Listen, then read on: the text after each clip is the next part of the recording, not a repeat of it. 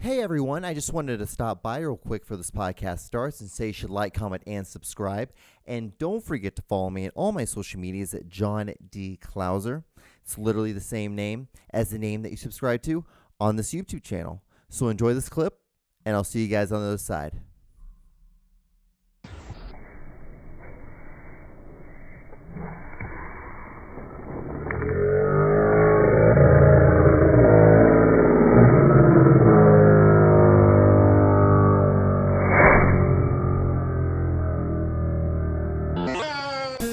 Welcome to The John Show with your host, John Doogie Clouser.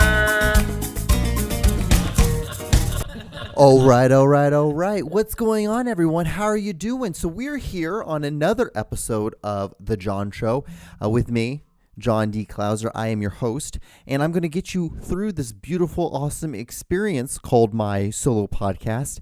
Hope you guys are doing swell, doing just absolutely marvelous, living the best life that you can live and being the best that you can be on, what is this, day like 2,257 of COVID. We're still doing it. We're kicking it. We're live and well. I'm doing well. I'm here. I'm in good health, great health, and I got a new tablet or a tablet, right, John? I got a new notebook. It's a lot bigger than my old one. It's like twice the size. And the reason why I did it was because, I have a lot of notes I write down, and it's a lot better if I can write it out and it be a little bit bigger. So when I look down, I can see more and be able to gather it and then be able to relay it to you guys in a beautiful, awesome manner. But, yeah. So, like I said, we're here in my beautiful little hub where I film this solo thing. And right now it is 12:42 in the a.m., November 8th, in the chillest year, 2020, that I think probably any of us has ever experienced. I don't know about you. It's been nothing but, sunshine and rainbows and then occasional afternoon mists. And then it smells like laundry everywhere. It probably it has been the greatest thing that I've ever experienced. But a couple things if you noticed. One, the main camera, we're doing a different lens tonight. I just wanted to try it out, see how it looked with the lights that I have. And then also another thing is that I have a second camera that's shooting on my left, so it'd be your right, I guess, and I'm trying it out, just seeing how it would be. I might use it, might not. I thought it'd be kind of cool maybe to be able to cut in between two different angles. It might be more interesting if you watch it visually. And, if anything, it's a good practice for me. It makes me feel like I'm being less lazy because, it's not that I don't do more, all this stuff as it is. But, yeah, anything. Really interesting thing I should tell you guys about, I guess. If you haven't, or if you don't know, you should check out my other podcast I do called The Aaron and John Show. It comes out on Thursdays. This podcast comes on Tuesday. And one I do with my co-host comes out every Thursday. And I also produce a podcast called Cool Baby. You can check that out on iTunes, Google Play, Spotify, all those really cool things. You just type in Cool Baby. And the thing with that one is that I set up a whole area for someone to it's my co-host. He does the podcast with another comedian, and they just talk about shenanigans and stuff, and it's actually really fun. And every once in a while I'll chime in. And what's really fun about it for me is the fact that I can focus more on just if they say something, if they're talking about something, I can just look it up for them, or I can play videos because I connect to everything. Like that. And that's what I enjoy more doing. This is fun for me doing by myself, but I always say that I do this just for basically an exercise. This is the equivalent of me working out, but working out in the filmmaking sense. But with that, I like to do more. I'm able to do sound effects and all that good stuff. Here, I'm just kind of having fun, just kind of talking here and there, just, getting my, beautiful thoughts out and everything like that. But yeah, I'm just trying things, feeling that if I do this, like I said, I feel a lot less lazy in the world, and I'm getting more accomplished, with my art, like what you could say, or I'm just like maybe killing time before it all ends, and we're here. But like I said, I'm filming this on November 8th. I don't know. I might not have said the actual date. I just said the time probably. But yesterday, on I guess be November 7th, we found out we were going to have a new president. I'm from the United States. I live in the United States. If you're not from America and you're watching this from abroad, I live in the United States, Missouri, to be Pacific. It is in the central, it's, Missouri. If you look on the United States, it's like right in the middle. It's a interesting place. It's a red state. That's what we chose to be this year for our election. But, it was between, the beautiful Donald Trump and Joe Biden. These two men that are like both like 77 years old. It's absolutely hilarious that we're not having any young people do this. We're having these two old guys who are on the, just like anybody that's 77, like most of the time they're sitting out and they're just retired and they're hanging out in like in a retirement home or a like retire resort, anything like that, like a nursing home, like like most of people aren't trying to become president at this age, and to me it's insane. The level of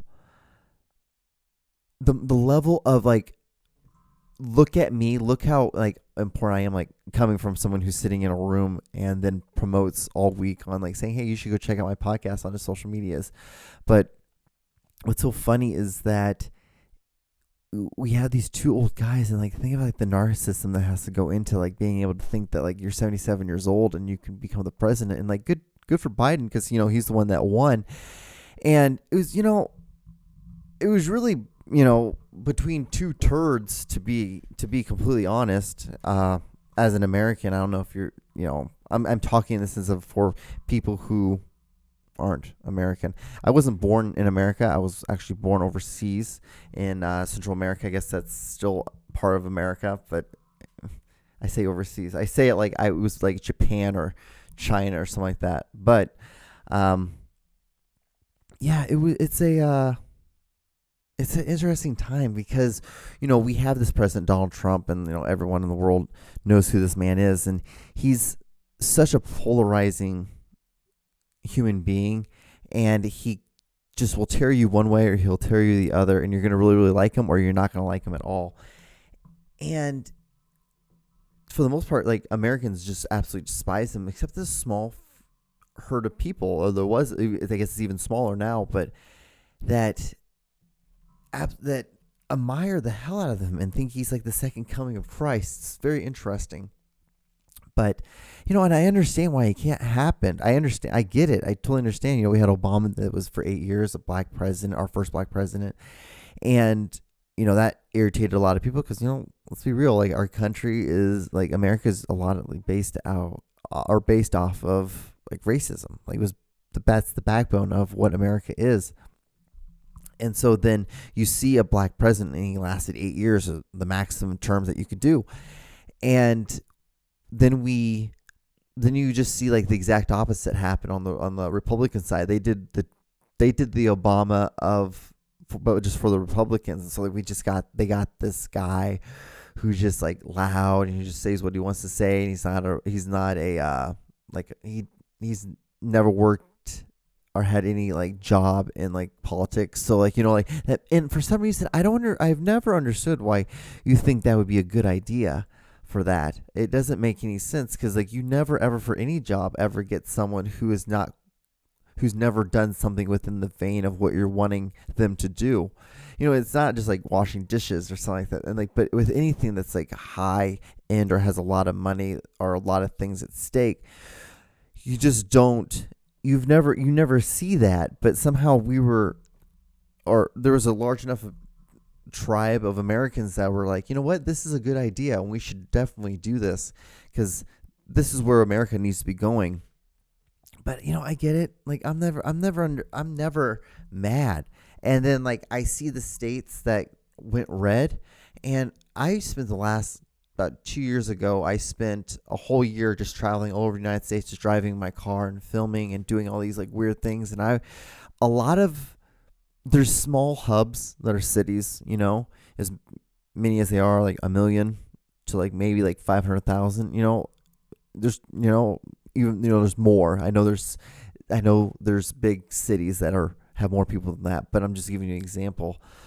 And you have those, but most of the United States is really rural. And I understood, especially the middle, like North Dakota, South Dakota, Nebraska, Iowa, Missouri, Kansas, like Oklahoma, Texas. Like, what do you expect? Like, yeah, of course. Like I'm not ever, I never get mad about that because I get it. I understand. Like, it's just you don't live in the city, so you don't understand city life, and people live in the city don't understand like rural life, and there's gonna be a slight clash of like what they think morals is and what life should be, how everything should be, and how we should run the United States.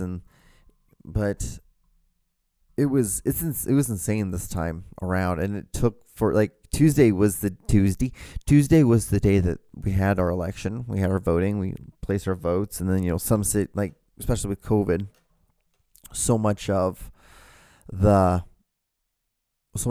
was just, or so much of COVID was the reason why we had to do all these like mail-in ballots, and so like that kind of like slowed everything down, because most of the time, like every time I remember like going through a presidency, like it was just super easy going, and the next day you found out who the president was. It took like no time at all.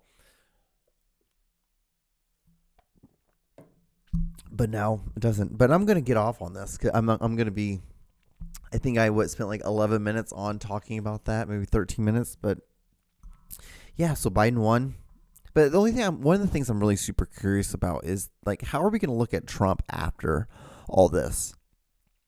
Like, think about how we hated George Bush. There's been other presidents that we hated, but then we look back on it and we see like, ooh, like maybe he was a good thing that we needed. A good kick in the nuts, but maybe that's the only thing I can think of, like that it was a good wake up call of understanding like what can happen if we all don't unify. Maybe, I don't know. I am curious though to see how, because now we look, like at George Bush, like we hated him. We thought he was the dumbest guy in the world, but like hell, I think any of us, like majority of us, would have taken another 4 years of George Bush over Trump easily. I think that would have been something that we would have done if we had the choice. But like now we understood like what he was going through, and like the fact that like Dick Cheney was there, and like is there going to be something that comes out like saying that maybe Trump had none of this, maybe there was a puppeteer behind him, there's conspiracies, and that I basically just made up a conspiracy right there, there was puppet men, and there's really, it was like the whole how birds aren't real. They're just objects that are able to record video and audio of us. And the reason why COVID happened was so they could like put new batteries in all of them. That's why COVID happened. And that's why you can see birds on telephone wire poles and stuff like that, and they don't get electrocuted. It's because they're charging up. That's how they charge the battery of them. This is just the truth. But I'm like, then why wouldn't they just all stay in one place the whole year? Like, why do they migrate? That's my next question. I'm like, that's a really cool, or it might be just pigeons. It might not be just all birds. I know it's pigeons for sure, but how I delivered it to you guys was basically saying that like it was all birds. But maybe it is just pigeons. It could just be pigeons instead. But guys, we're here. God damn, dude. It's been such a weird week because of the whole like election stuff. And I feel like that's probably going to be the majority. Like it was like a solid 15 minutes of what I talked about at the beginning of it. What else could we talk about that I have? I told you about the cameras. That's really cool. What else? We have the movie of the week. So I didn't watch any movies this week at all. I mostly I worked. I came home, hung out, filmed some podcasts. Like Aaron and I actually haven't done a podcast in like 2 weeks, but that's just because he was out of town, and then like I just didn't get anybody, and then this week with the whole election stuff, we're just like, you know what, let's just chill out. Like I don't really feel like talking that much. Like and he's like, I don't feel like talking that much either. So we just laid low for a while. What's so funny is like I wrote down this thing that I said I wanted to start with, but it makes no sense. And so like this week I was just at work and I was like, when God made papyrus, he also made papaya. I just thought papyrus and papaya are cool because it's like peas with Y's. I like how like peas and Y's look. That's really honestly the only reason why I wrote that down. But back to like the movie of the week. So I didn't watch any movies this week mostly because of the whole election and all that stuff. But so I have just like a list of stuff like you should check out. Jurassic Park, duh. Like if you haven't checked out the first Jurassic Park, check out all of them. But mostly just check out the first one because that's the best one. Spielberg made it. It's really good. It has like a kid aspect of it. What's really cool about Spielberg is the fact that he apparently has like a slight like mild form of Asperger's, and so it kind of makes him like childish in a sense. So that's why you have that sense of him being a child, or the character in the movie is always a child, like a person that never wants to grow up. That Peter Pan effect, because that's pretty much how he reflects himself. That's how he reflects, or he puts himself into his movies. If you watch any of his movies, it's kind of true. Close Encounters of the Third Kind, the guy kind of goes insane, and he like has an obsession with the aliens. Then you have Jurassic Park, where John Hammond, the creator of Jurassic Park, he never wants to grow up because he had like as a kid he went to like the flea market and the flea fair. And then like he'd watch all these flies, and then he always wanted to have like a circus. And then he talked about how now he wanted to have like this place where they made these dinosaurs where like people could come and have like this amazing experience and have like a childlike experience. And then E.T., same thing with E.T. going home. He's a guy trying to go home, a kid trying to go home, basically a kid alien, like, and it's kids. Jaws, very similar. Jaws is actually really interesting because it's a conspiracy saying that basically Jaws called out what COVID was going to be. It was a precursor because it's kind of the same thing. Because if you think about it, so Jaws is about a guy who has to come in and he has to kill this shark, right? Well, what was going on that weekend was it was in this town, and so it was like right by the beach, and they were supposed to have like a huge fair and so that people, it's like the huge way that the town makes money for the year. But they were saying that, hey, basically you have to like close down everything because like, you can't think because of the shark, people are going to get killed. And so then the mayor doesn't want to close down the town. And it's similar to like, like people don't want to close down like all the things about the United States. And there's actually very funny, similar things. And I believe the ending, because he kills the shark, but that's basically a lot of the stuff that was it. Like, I should have probably told more about that, but that was like something I just randomly remembered from the top of my head. But the Wonder Years, you should definitely check out the Wonder Years. That's like probably my favorite show, like TV show that was on.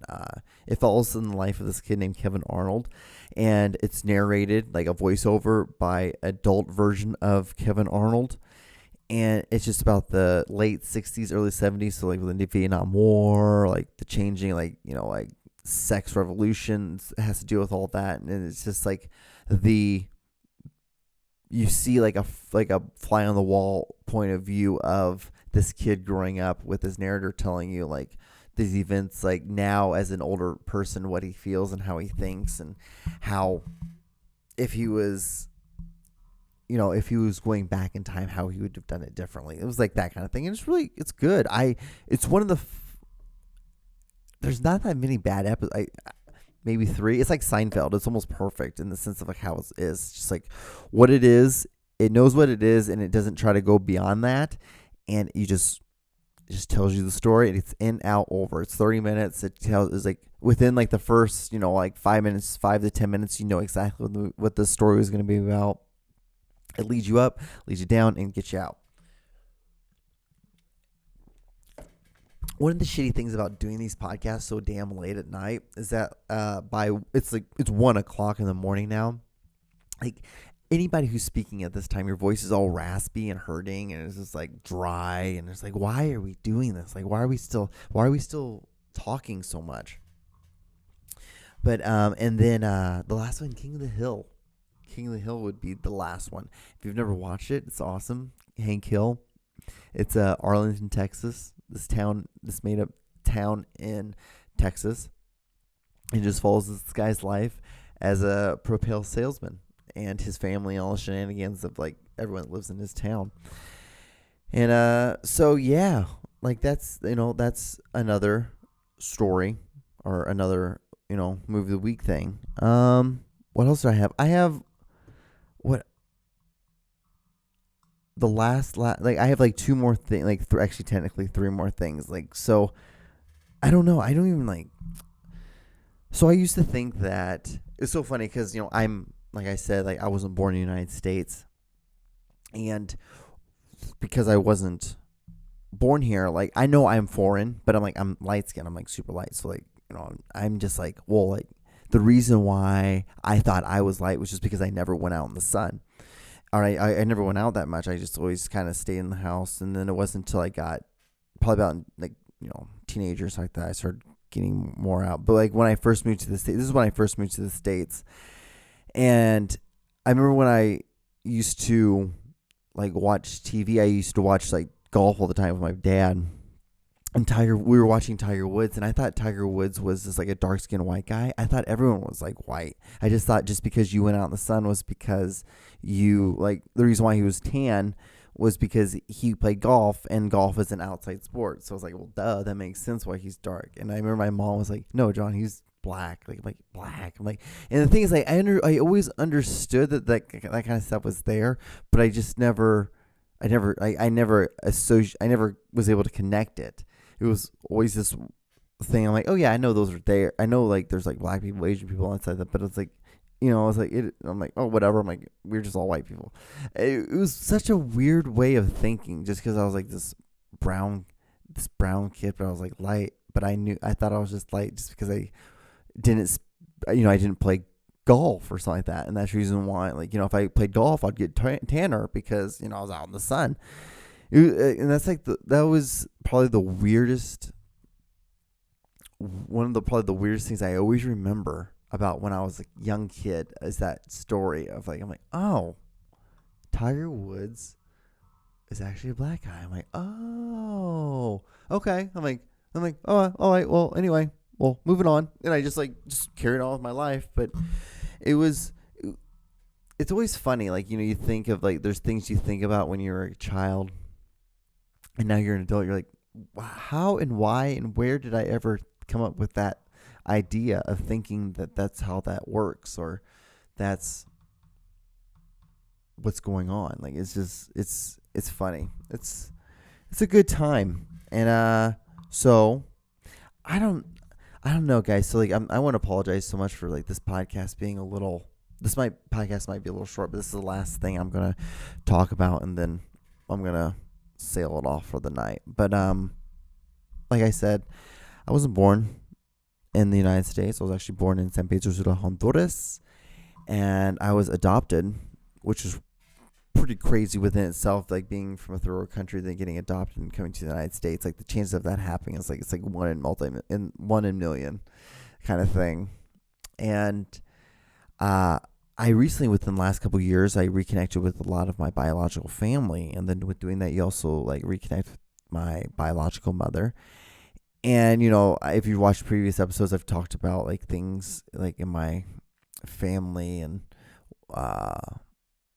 just funny stories of my Latin family. And then like, just growing up and all that stuff. But there was a hurricane that actually hit Honduras yesterday, and then it caused like a lot of landslides and hit a lot of Guatemala, hit a lot of Central American countries, and they're kind of fucked right now. Which the election's kind of taken precedence. So like there hasn't really been very much talking about it. But a lot of Hondurans are homeless right now, or they're out without power, and it's not a good time because of this hurricane. But sadly, my bio mother, like, she drowned, and it's crazy because I found out the news about it, and I was heartbroken a little bit, and it was a weird feeling because like my mother and I are not close at all. She's my mother. She carried me. She gave me life, and I felt really sad for that. But I'm like I don't even know my real mom's name. Like I call her Big Cat. Like that's what I know my bio mother name, my bio mom as, like Big Cat. And so now to know that like I'm never going to get to know her anymore, and whatever I know now is pretty much it. And other than stories I'm going to get told, maybe a brother or sister had a conversation with her and then she talked about me or something like that. But other than that, pretty much what are facts and what's not is not known. So it's weird. It was such a weird feeling knowing that, like, crying and like knowing that like there is this lady out there who is my biological mother who I don't know much about, and she doesn't know very much about me, and that's another thing. Well, how it will be until the end of time. And I know this probably might be a downer kind of thing, but it's like it was more of like a really interesting experience, because I just found out, like, as I'm recording this, I found this out maybe 6 hours ago prior to this recording this podcast, and I just felt like, I just one, I needed to get this podcast done, but two, I just felt like I just needed to, if I didn't do it, I was gonna, like, sadness was gonna take over or something, or I was gonna allow myself to feel a little bit more feelings and then be done. Like, and I cried and I got that out, and I don't really feel like I need to cry anymore. I'm not crying right now, or I don't feel like I want to cry, so I'm not gonna put you guys through that. But it was more of a really interesting experience, it's still, because it's still very fresh. But to think about, like, I'm like, like, there's a lot of things that are not going to be known, and there's a lot of conversations that are never going to be had.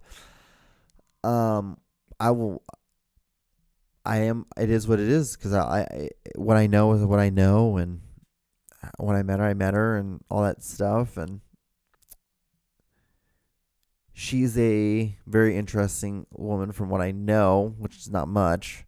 And even though I could, a little bit regrets not talking, and I'm sure it's going to grow more, like not communicating with her, but then a lot of me is like, there's John, like what she did was she gave you up, and then she gave you the chance to have a way better life than you would have had.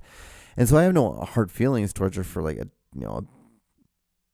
giving me up, because that is what it is. It is what it is on that. And I've done my therapy. I've gone through my time and my anger, and I've grown, I feel like. But it's interesting to know that she's not here anymore, and there's no chance of me able getting to talk to her again. And